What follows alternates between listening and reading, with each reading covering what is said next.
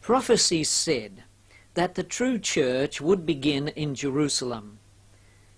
In Isaiah 2 we read, "This is what Isaiah, son of Amoz, saw concerning Judah and Jerusalem. In the last days the mountain of the Lord's temple will be established as chief among the mountains.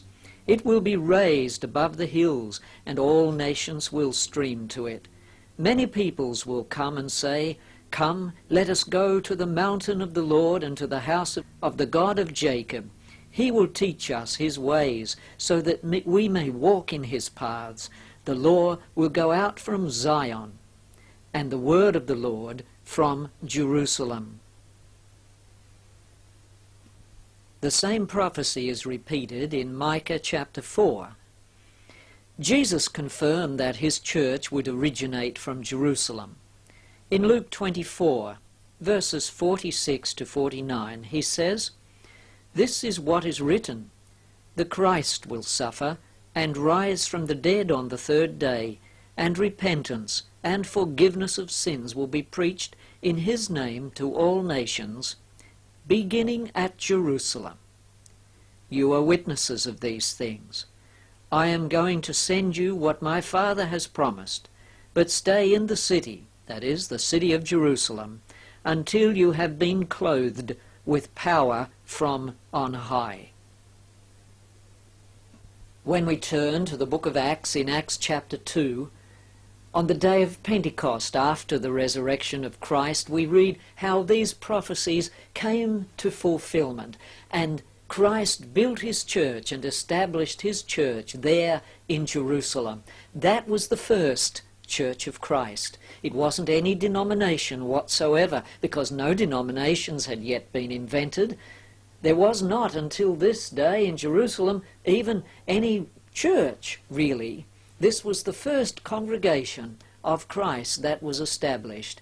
And so surely anyone who is a simply Christian, surely any church that is simply Christ's church and not under any denominational umbrella, can and must say that that church is the origin of the movement that they belong to.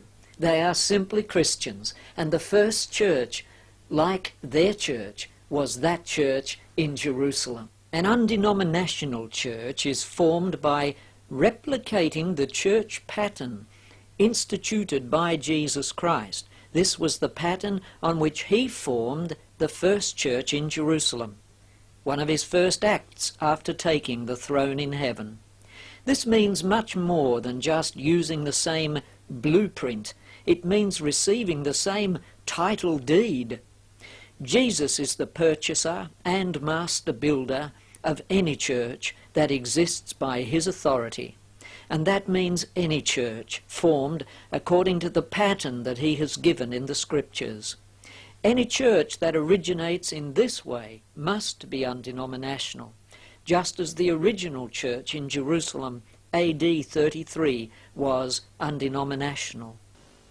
The church's one foundation is Jesus Christ alone.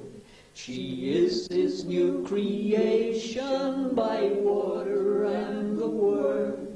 From heaven he came and sought her to be his holy bride.